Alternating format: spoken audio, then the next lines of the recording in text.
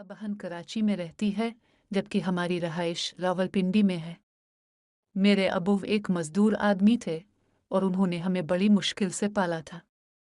हमारी अम्मू किसी के साथ भाग गई थी जिसकी वजह से मेरे अबू पर सारी जिम्मेदारी आ पड़ी थी। मेरा अबू हम दोनों बहनों और भाई को पढ़ा लिखाकर अच्छी तरबियत देता रहा, लेकिन मेरा भाई इतना गुल्स निकला कि उसने मेरे अबू से ही बेवफाई कर डाली और अलग हो गया। मेरा भाई एक लड़की को भगा कर ले गया था और इससे शादी कर ली थी। मेरे अबू हम दोनों बहनों के जिम्मेदार थे। मेरी बड़ी बहन हादिया की शादी के बाद मैं अपने अबू के साथ अकेले रहने लगी थी। मेरी अम्मू मेरे भाई की शादी से पहले ही किसी के साथ भाग गई थी और हमें छोड़कर चली गई थी। मेरी अम्मू आशिक मिजाज औरत थी और उसकी उम्र 40 साल थी। मेरी अम्मू का नाम फ़खरा था और वो देखने में काफ़ी खूबसूरत थी।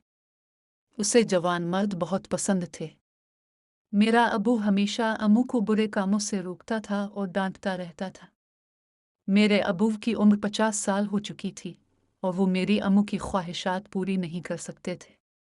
इसलिए मेरी अम्मू किसी जवान मर्द की तलाश में रहती थी और मौका मिलते ही इसके साथ हो लेती थी। मैं भी अपनी अम्मू की करतूतों को देखती रहती थी।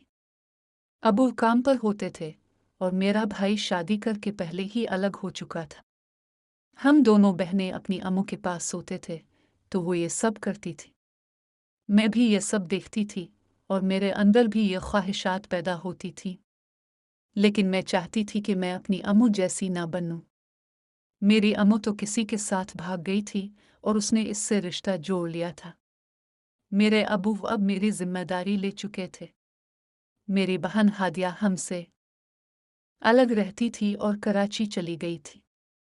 कई बार मेरा भी दिल करता था कि मैं भी अपनी बहन हादिया के पास कराची चली जाऊं, लेकिन मेरे अबू बूढ़े हो चुके थे और वो मेहनत मजदूरी करके मेरा पेट पालते थे। इसलिए मुझे अपने अबू की फिक्र होती थी और मैं उनके लिए खाना बनाती थी। हमारा घर 5 अफराद पर मुश्तमिल था, लेकिन तकदीर का ऐसा निज़ाम हुआ कि हम घर में सिर्फ 2 अफराद रह गए थे। मेरी अम्मू भाग गई थी तो हम 4 लोग रह गए थे। मेरे भाई ने किसी से शादी कर ली थी और वो भी लड़की भगा कर ले गया था। अब घर में सिर्फ हम दोनों बहनें थीं। मेरे अबू ने मेरी बड़ी बहन हादिया की शादी कर दी थी और मैं और अबू घर में अकेले रह गए थे।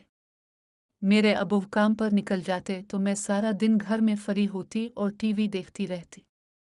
मैं कभी घर से बाहर नहीं गई थी, लेकिन एक दिन मेरे साथ एक अजीब वाकया हुआ। मैं घर में टीवी देख रही थी क्योंकि मैं सुबह उठकर घर के काम कर लेती थी। अबू के लिए नाश्ता बना देती, वो खाकर काम पर चले जाते तो मैं दोपहर तक फ्री हो जाती। एक दिन मैं घर के लॉन में बैठी टीवी देख रही थी कि दरवाजे पर दस्तक हुई। वैसे तो अबू ने मना किया था कि दरवाज़ा नहीं खोलना, लेकिन आज मुझे दिल हुआ कि देखूं कौन है।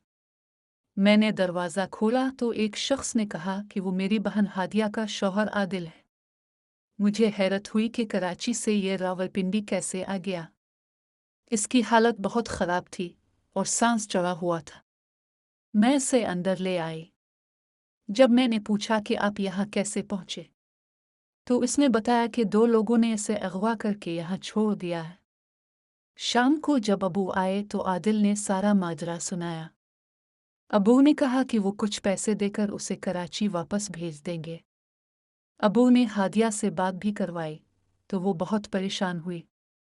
अब जब अबू काम पर जाते तो आदिल घर में मेरे साथ होता।